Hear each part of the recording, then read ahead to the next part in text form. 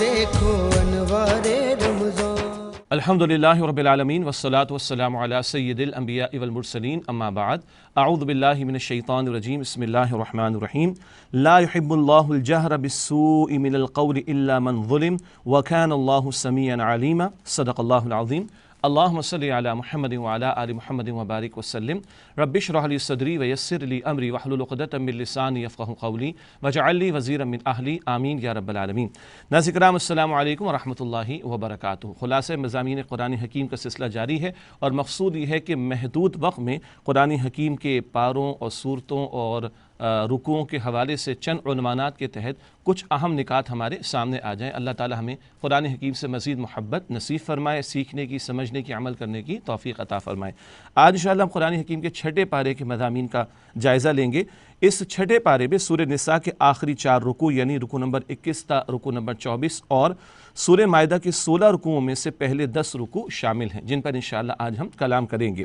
سلسلہ شروع کرتے ہیں سب سے پہلے سورہ نساء رکوع نمبر 21 آیات 142 تا 152۔ اس سے عنوان دیا گیا ہے کافروں کو دوست بنانے والے منافق ہیں۔ اس مقام پر قرآن حکیم نے بات کھول کر بیان فرما دی کہ مسلمانوں کی دلی دوستی صرف مسلمانوں سے ہو سکتی ہے، لیکن منافقین کا طرز عمل کیا ہے؟ وہ کفار سے بھی اپنے تعلقات کو بنا کر رکھتے ہیں اپنے دنیاوی مفادات کو محفوظ رکھنے کے لیے، اور بتایا گیا کہ یہ منافقین جہنم کے نچلے ترین گڑھے میں ہوں گے۔ ان المنافقین فی الدرک الاسفل من النار، سورہ نساء کی آیت نمبر 145 میں اللہ سبحانہ وتعالی نے فرمایا کہ منافقین جہنم کے سب سے نچلے گڑھے میں ہوں گے۔ اللہ ہم سب کی حفاظت فرمائے۔ نفاق کا طرز عمل کیا ہوتا ہے؟ منافقین کی علامات جا بجا بیان ہوتی ہیں قرآن حکیم میں، ہمیں ان کو سامنے رکھتے ہوئے اپنے آپ کو ان سے بچانے کی کوشش کرنی ہے۔ اللہ تعالیٰ جہنم کی آگ سے میری آپ کی ہم سب کی حفاظت فرمائے۔ بتایا گیا کہ ہاں، اگر غلط طرز عمل کی کوئی اصلاح کر لے، توبہ کی روش اختیار کر لے، اپنے معاملات کو درست کر لے، تو اللہ سبحانہ وتعالی اس کو معاف فرما دیں والا ہے۔ اسی مقام پر یہ اہم نقطہ بیان کیا گیا کہ پکے کافر وہ لوگ ہیں جو اللہ تعالیٰ اور اس کے رسول کی اطاعت میں فرق کریں، یا وہ لوگ کہ جو کچھ رسولوں کو مانے کچھ کا انکار کر دیں، جیسے کہ یہود و نصارہ کا معاملہ کہ نبی اکرم صلی اللہ علیہ وسلم کی رسالت کو انکار کرتے ہیں۔ اس مقام پر بتایا گیا کہ ایسا طرز عمل اختیار کرنے والے یہ پکے کافر ہیں۔ اللہ تعالیٰ ہمیں اللہ سبحانہ وتعالیٰ اس کے پیارے رسول علیہ السلام کی کامل اطاعت کی توفیق عطا فرمائے۔ اگلا رکوع ہے رکوع نمبر 22 سورہ نساء آیات 153 تا 162۔ ذکر ہے کہ حضرت عیسیٰ علیہ السلام کو اوپر اٹھا لیا گیا۔ آپ اور ہم جانتے ہیں کہ یہود نے عیسیٰ علیہ السلام کی مخالفت کی اور معاذ اللہ ان کی جان کے درپے ہو گئے۔ یہ بات سورہ آل عمران میں بھی ذکر کی گئی۔ اس مقام پر اللہ سبحانہ وتعالی نے فرمایا کہ اللہ سبحانہ وتعالی نے عیسیٰ علیہ السلام کی حفاظت فرمائی۔ یہود نے تو ان کی دشمنی میں آ کر رومی سلطنت کے ذریعے ان کو سولی دلوانے کی کوشش کی، لیکن اللہ سبحانہ وتعالی نے عیسیٰ علیہ السلام کی حفاظت فرمائی اور ان کو آسمانوں پر بلند فرما لیا۔ مزید تفصیلات وہ ہیں جو احادیث مبارکہ میں آتی ہیں کہ قیامت سے قبل عیسیٰ علیہ السلام کا دوبارہ نزول ہوگا، اور پھر اہم معاملات دنیا کے اندر کہ پوری روئے ارضی پر اللہ کا دین غالب ہو، وہ معاملہ بھی پیش آئے گا۔ اس کے بعد رکوع نمبر 23 ہے سورہ نساء کی آیات 163 تا 171۔ ذکر ہے کہ رسالت کے بعد بے عملی کا کوئی جواز نہیں۔ سورہ نساء کی آیت نمبر 165 میں اللہ سبحانہ وتعالی نے فرمایا کہ رسولا مبشرین و منذرین، اللہ نے رسولوں کو بھیجا بشارت دینے والا بنا کر اور انذار کرنے والا بنا کر۔ جو اطاعت قبول کرے ان کے لیے خوشخبری ہے جنت کی، اور جو اطاعت سے انکار کرے ان کے لیے جہنم کا ڈراوا۔ اللہ فرما رہے کہ رسولوں کو اللہ نے بھیجا بشارت دے کر اور بشارت دینے والا بنا کر، انذار کرنے والا بنا کر، تاکہ رسولوں کے آ جانے کے بعد اب لوگوں کے پاس کوئی حجت کوئی باقی نہ رہے، کوئی لیم ایکسکیوز باقی نہ رہے کہ کیوں انہوں نے اللہ تعالیٰ کی بندگی کی روش اختیار نہیں کی۔ یہ اللہ کا احسان کہ اس نے کتابیں بھی بھیجی، رسولوں کو بھی بھیجا، اور کوئی اب لیم ایکسکیوز چلے گا نہیں بندوں کا۔ حق واضح ہے، اب جو قبول کرے اس کے لیے بشارت، جو قبول نہ کرے، اطاعت نہ کرے، اس کے لیے انذار یعنی عذاب کا ڈراوا ہے۔ اس کے بعد ذکر یہ ہے کہ جو اہل کتاب میں خاص طور پر ان کو دعوت دی جا رہی ہے، اور سورہ نساء میں اہل کتاب کا ذکر سورہ آل عمران کی طرح بھی آیا، سورۃ البقرہ کی طرح بھی آیا۔ اب ان کو کہا جا رہا ہے کہ دیکھو اللہ کے آخری رسول صلی اللہ علیہ وسلم تشریف لے آئے، ان پر ایمان لاؤ، اسی میں خیر ہے، کیونکہ اب مسلمان وہی ہوگا جو رسالت محمد صلی اللہ علیہ وسلم کی رسالت کو تسلیم کرے۔ اس کے بعد اگلا اور آخری رکوع سورہ نساء کا رکوع نمبر 24 سورہ نساء کی آیات 172 تا 177۔ اللہ تعالیٰ پر ایمان لاؤ اور قرآن کے ساتھ چمٹ جاؤ۔ بار بار ان کو دعوت دی جا رہی، آخری آخری پیغمبر تشریف لا چکے صلی اللہ علیہ وسلم، ان کو مانو، قرآن حکیم کی دعوت کو قبول کرو، اور یہ جو عیسیٰ علیہ السلام کے تعلق سے بگاڑ پیدا ہوا تھا نصارہ میں کہ خدا کا بیٹا قرار دیا گیا، معاذ اللہ ان کو، اس باطل عقیدے کی نفی بھی اللہ سبحانہ وتعالی نے فرمائی اور بتایا گیا کہ عیسیٰ علیہ السلام تو اللہ کے بندے ہیں اور انہوں نے اللہ سبحانہ وتعالی ہی کی بندگی کی دعوت دی ہے۔ آخری بات بتائی جا رہی ہے کہ تمام انسانوں کو بتایا گیا کہ قرآن حکیم کی صورت میں ہدایت تمہارے پاس آ چکی ہے، اب جو لوگ قرآن کو تھام لیں، مراد ہے کہ اللہ کو تھامنے سے مراد ہوتی ہے قرآن کو تھام لینا، ان کے لیے اللہ تعالیٰ کی رحمت ہے اور ان کے لیے اللہ تعالیٰ کا فضل ہے، اور اللہ سبحانہ وتعالی ان کو صراط مستقیم پر رہنمائی فرمائے گا، آگے بڑھائے گا۔ اللہ مجھے، آپ کو، ہم سب کو سیدھے راستے کی مزید ہدایت اور اس پر استقامت نصیب فرمائے۔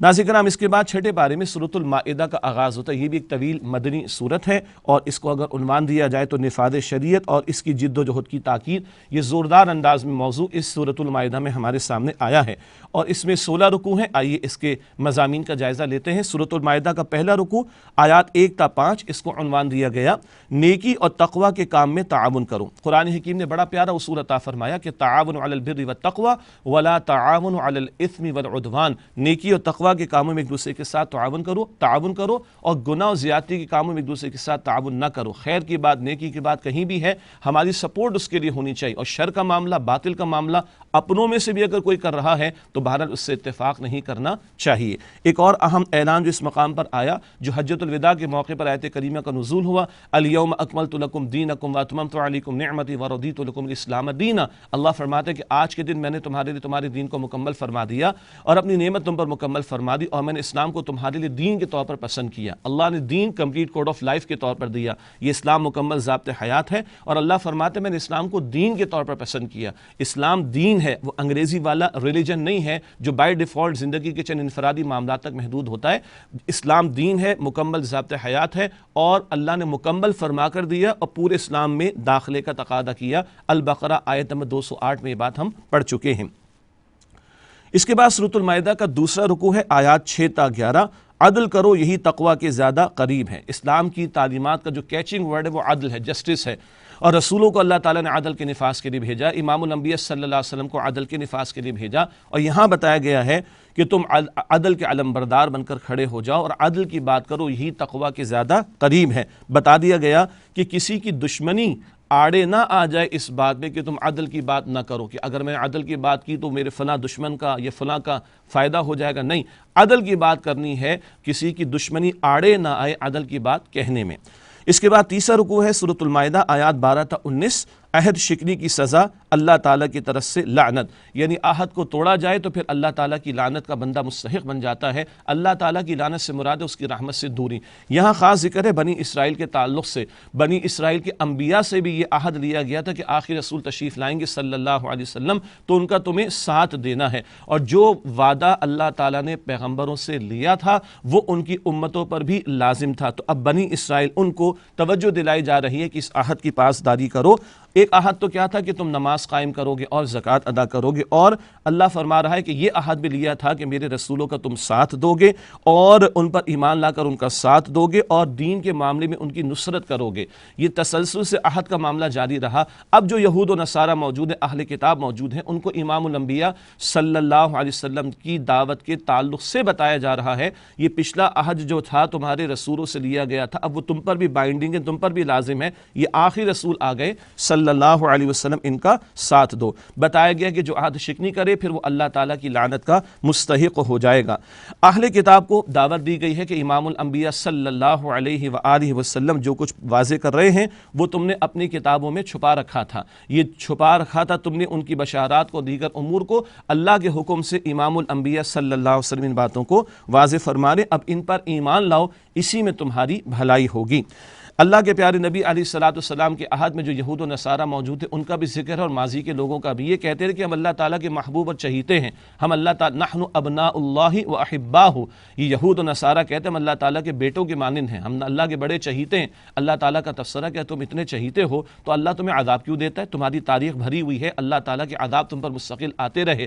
یہ خوش فہمی ان کی تھی، وشفل تھنکنگ ان کی تھی کہ کرنا کرانا کچھ ہے نہیں، حق کو قبول کرنا نہیں، حق کے تقاضوں پر عمل کرنا نہیں، لیکن یہ دعویٰ کرنا کہ ہم تو اللہ اللہ کے محبوب ہیں۔ رک کر سوچنا چاہیے کہ آج ہمارے بھی دعوے کچھ ایسے تو نہیں خدا نہ خواستہ کہ کتاب سے خدا نہ خواستہ دوری کا معاملہ، دین سے معاذ اللہ دوری کا معاملہ، اور بات یہ کہ ہم تو بخشے بخشائے ہیں۔ محض دعووں سے بات نہیں چلتی، عمل کا ثبوت بھی ہمارا دین اس کا تقاضا کرتا ہے۔ اس کے بعد چوتھا رکوع ہے سورۃ المائدہ آیات 20 تا 26، نفاذ شریعت کی جد و جہد سے اعراض کی شرمناک مثال۔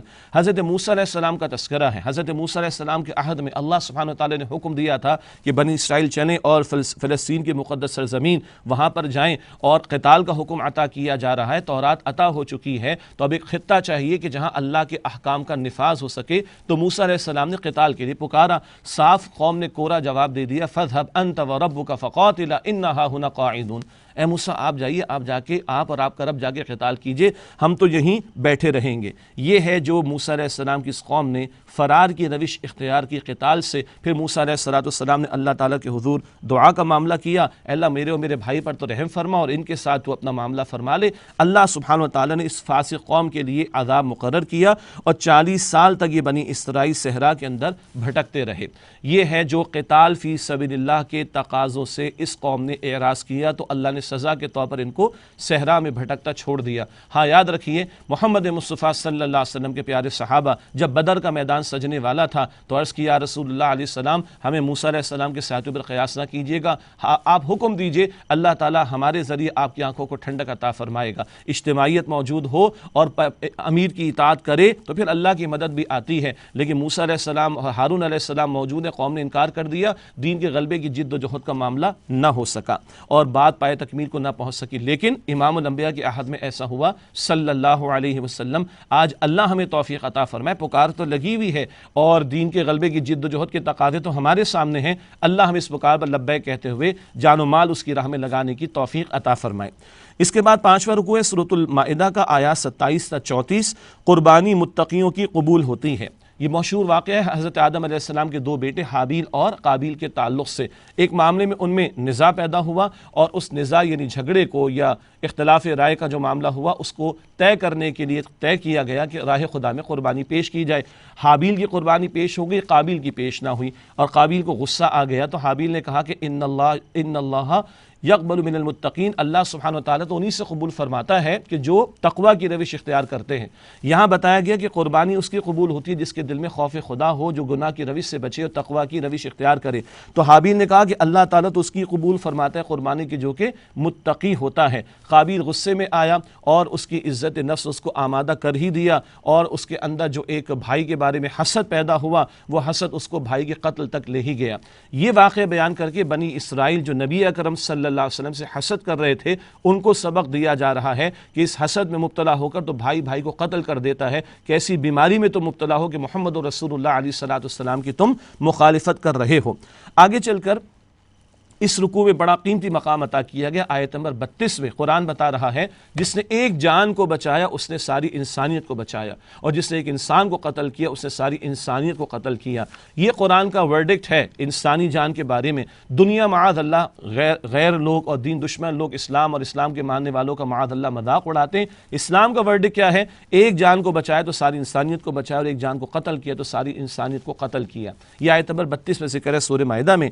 آیت نمبر 33 میں اللہ سبحانہ وتعالیٰ نے آیت محاربہ عطا فرمائی۔ اس کی تفصیل تو علماء بیان فرماتے، تفاسیر میں مطالعہ کرنا چاہیے۔ اس مقام پر ذکر ہے کہ جو لوگ قتل و غارت گری کا بازار گرم کریں، گینگ سے شکل میں قتل و غارت گری کا معاملہ کریں اور زمین میں فساد مچائیں، اسلامی حکومت اگر واقعتاً قائم ہو تو اس کو ختم کرنے کے درپے ہوں، اور اسی طریقے پر کھلے عام لوٹ مار کریں، تو ایسے لوگوں کے لیے 4 سزائیں بیان کی گئیں۔ جرم کی شدت کی نوعیت کے اعتبار سے سزائیں نافذ کی جائیں گی، اور وہ سزائیں کیا ہیں کہ ان کو ٹکڑے ٹکڑے کر کے قتل کر دیا جائے، یا ان کو سولی دی جائے، یا ان کے ہاتھ پاؤں مخالف سم سے کاٹ دیے جائیں، یا ان کو جلا وطن کر دیا جائے۔ وقت کا قاضی اور جج جو بھی ہوگا جرم کی شدت کی نوعیت کے اعتبار سے وہ سزا کو نافذ کرے گا۔ یاد رکھنا چاہیے کہ یہ سخت سزائیں اسلام نے کیوں ان کا حکم دیا؟ تاکہ لوگوں کی جان محفوظ رہے، لوگوں کا مال محفوظ رہے، لوگوں کی آبرو محفوظ رہے۔ بہت ساری جو سزائیں کیپٹل پنشمنٹ ہیں جن کو حدود بھی کہہ دیا جاتا ہے، جو سزائیں شریعت نے نافذ کرنے کا حکم دیا، جو متعین فرما دی، ان کا بہت بڑا مقصد ہے لوگوں کی جان مال اور عزت اور آبرو کی حفاظت۔ اس کے بعد 6واں رکوع ہے سورۃ المائدہ کا آیات 35 تا 43، چور مرد ہو یا عورت اس کے ہاتھ کاٹو۔ پچھلی جو سزا کا معاملہ تھا وہ ڈاکوؤں کے لیے بھی تھا، قتل و غارت گری کرنے والوں کے لیے بھی تھا، گینگز کی شکل میں مال لوٹنے والوں کے لیے بھی تھا۔ اب جو بیان ہے وہ چوری کے حوالے سے سزا کا حکم بتایا جا رہا ہے، چاہے چوری مرد نے کی ہو یا عورت نے کی ہو، اس کے ہاتھ کاٹنے کا حکم ہے۔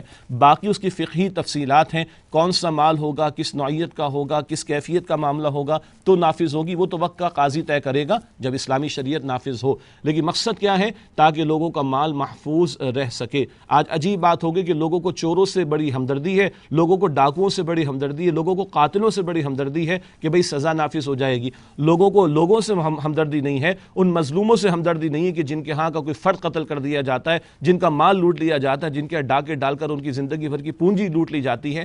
عجیب بات ہے کہ ظالموں سے لوگوں کو ہمدردی ہے، مظلوموں سے کوئی ہمدردی نہیں۔ اللہ رب العالمین جو خالق کائنات ہے وہ مخلوق کی حفاظت کے لیے احکامات عطا فرما رہا ہے۔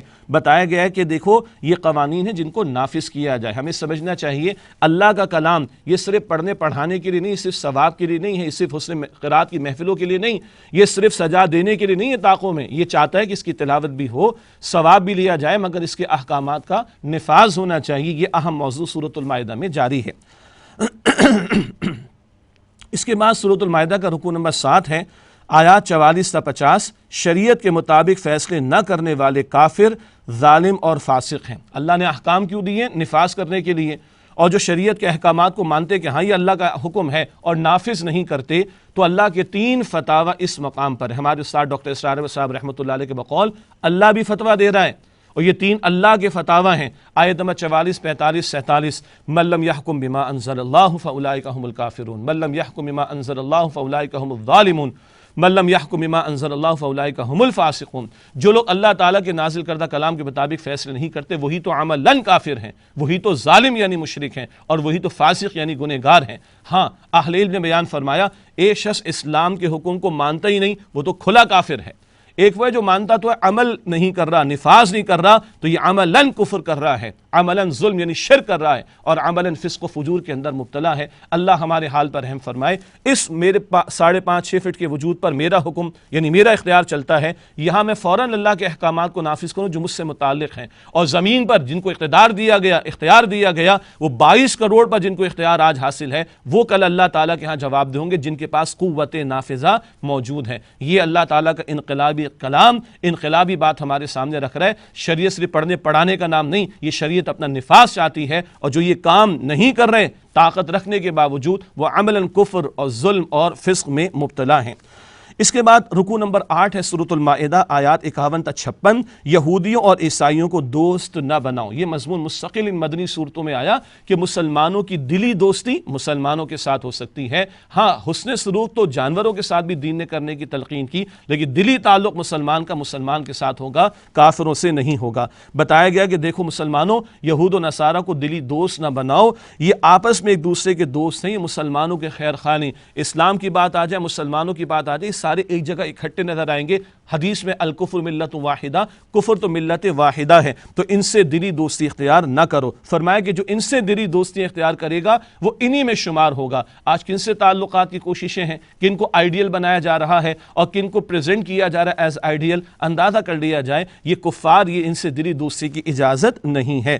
بتایا گیا کہ دیکھو مسلمانوں، اگر تم نے اللہ کے دین کے تقاضوں پر عمل نہ کیا تو اللہ تمہارا محتاج نہیں، اللہ تعالیٰ کسی اور قوم کو لے آئے گا۔ اور یہاں ارتداد کا ذکر آیا۔ ایک ارتداد ہوتا ہے اپاسٹیٹ ہونا، مرتد ہونا، اسلام سے خارج ہو جانا، وہ تو دین سے پھر جاتا ہے بندہ، اللہ محفوظ رکھے۔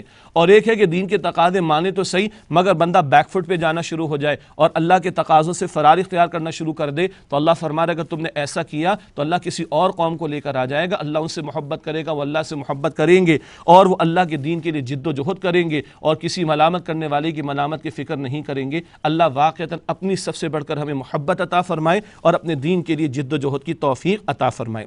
اس کے بعد رکوع نمبر 9 ہے، آیات 57 تا 66۔ نفاذ شریعت کی برکات، سبحان اللہ، اللہ کی شریعت کے احکامات کا نفاذ ہو تو اللہ سبحانہ و تعالیٰ اس مقام پر بتاتا ہے اللہ آسمان سے بھی رحمت عطا فرمائے گا، برکت عطا فرمائے گا، زمین سے بھی عطا فرمائے گا۔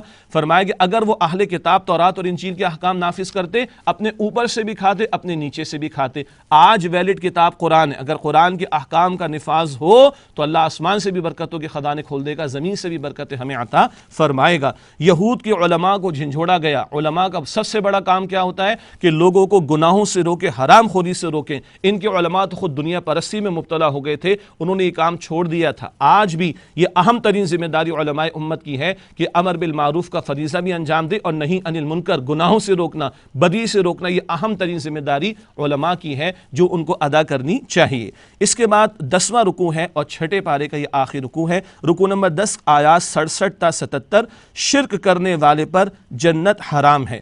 پہلے تو یہاں پر بتایا گیا آیت نمبر 68 میں لستم علی شیء حتی تقیموا التوراۃ والانجیل, اے اہل کتاب تمہاری کوئی حیثیت نہیں جب تک کہ تم تورات اور انجیل کے احکام کا نفاذ نہ کرو. اب تورات اور انجیل تو ویلڈ کتابیں نہیں, آج تو قرآن ویلڈ کتاب ہے. گویا ہم سے کہا جا رہا ہے اگر تورات اور انجیل کے احکام ان کو کہا گیا تو ہمیں کہا جا رہا ہے کہ اگر قرآن کے احکامات کا نفاذ نہیں کرتے تو اللہ کی نگاہوں میں تمہاری کوئی سے اور کوئی حیثیت نہیں ہوگی. اور پھر آگے چل کر بتایا گیا کہ جو اللہ سبحانہ و تعالیٰ کے ساتھ کسی کو شریک ٹھہرائے, جیسے کہ یہود و نصارہ نے بھی شرک کی ایک روش اختیار کی, جو اللہ کے ساتھ شریک ٹھہرائے اس پر جنت حرام ہے اور اس کا ٹھکانہ جہنم کی آگ ہے. اللہ تعالیٰ شرک کی ہر قسم سے میری اور آپ کی حفاظت فرمائے. اللہ شریعت کے احکامات پر عمل کی ہمیں توفیق اور ان کے نفاذ کی جد و جہد کی توفیق عطا فرمائے. اللہ تعالیٰ ہمیں جہنم کی آگ سے محفوظ رکھے. اللہ ہم سب کو جنت الفردوس عطا فرمائے.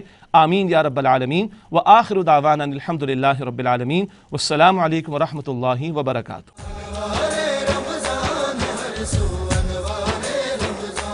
دیکھو انوار رمضان.